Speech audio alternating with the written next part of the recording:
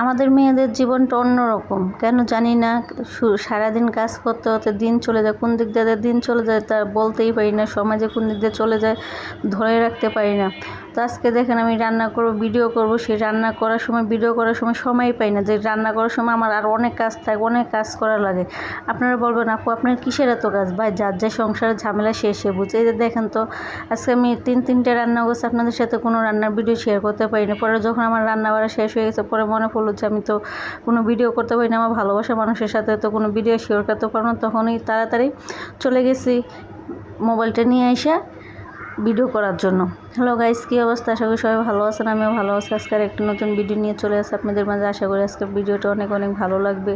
তো আজকে আমি কলমি শাক ভাজি করব, কীভাবে ভাজি করি সেটা আজকে আপনাদের সাথে শেয়ার করব। দেখেন প্রথমে যখন কলমি শাকগুলো কড়াইয়ের উপরে দিছিলাম, দেখেন কত কলমি শাক দেখা গেছে, মানে আটে না, সাইডও পাশ দিয়ে পড়ে যাইতেছে। মানে আমি যে কী কর তখন ভাবতেছে যে কড়াইটা মানে ফাল্টে নেবো, কিন্তু আবার পরে ভাবলাম যখন সিদ্ধ হয়ে যাবে তখন তো শাকটা একেবারে কমে যাবে। এই যে দেখেন ফাইনাল এখন কতটুকু কমে গেছে, আরও কমে যাবে, একবারে কড়াইয়ের নিচে পড়ে যাবে এরকম হয়ে গেছে। আর যখন দিছে মনে হয়েছে যে কড়াই হবেই না, শাক জানি কীরকম হয় না হয় সেটা বলাই যায় না। সেই জন্য পরে দেখি সিদ্ধ করে পরে দেখেই যে শাক দেখেন কতটুকু হয়ে গেছে, আরও কমবে, যখন আরও ভালো করে সিদ্ধ হবে তখন আরও কমবে।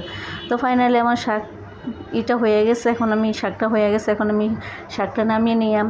তেল দিয়ে দেবো, বা পরিমাণ মতো পেঁয়াজ কুচি, রসুন কুচি দিয়ে পরিমাণ মতো কাঁচামরিচ দিয়েছি, দিয়ে এখন তেল দিয়ে দিলাম। তো রান্না করতে হতে কারেন্ট চলে গেছে। আমার বেশিরভাগ রান্না হয় সন্ধ্যাবেলার দিনে, আমি কাজ করতে হতে সময় পেয়ে, সেজন্য আমার সবসময় রান্নাটা বেশিরভাগ সন্ধ্যাবেলা করতে হয়। সেজন্য আপনাদের সাথে ভালো করে আমি ভিডিওগুলো ক্লিয়ার করে দিতে পারি না, যেহেতু আমি ঘরের মধ্যে ভিডিও করি, সেজন্য আমার ভিডিওগুলো তো ক্লিয়ার আসে না। যে এখন রান্না করতে গেছি কারেন্টটা চলে গেছে তো আমার একটা রুমে একটা কিচেন রুম, সে তো লড়াছড়া সমস্যা, কোনো কিছুই মানে একটা জিনিস যে থুবো একটা আলো দেখা যাবে তা তো কোনো কিছুই করে না। যে দেখেন রান্না করতে করতে এখন কারেন্ট চলে আসছে।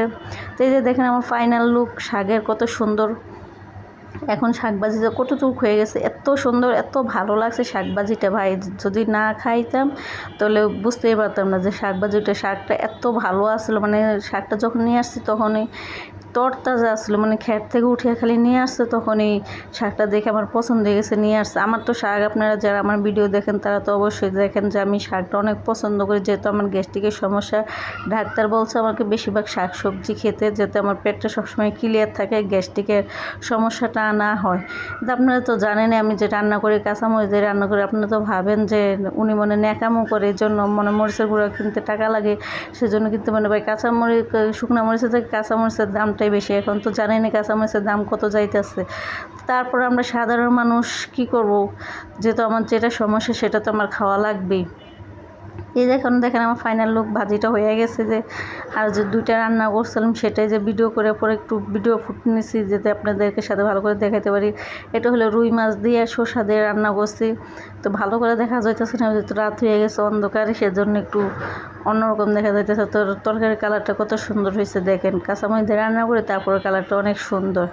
এই যে আরেকটা হলো ডাঁটা শাক রান্না করছি, আলু দিয়ে ছোটো মাছ দিয়ে চচ্চড়ি করছি। তো ডাঁটা শাকের তরকারিটা অনেক ভালো হয়েছে। তো আজকে ভিডিওটা অনেক বড় হয়ে যাইতেছে, আর বড় করবো না, আজকে এই পর্যন্তই। আল্লাহ হাফেজ।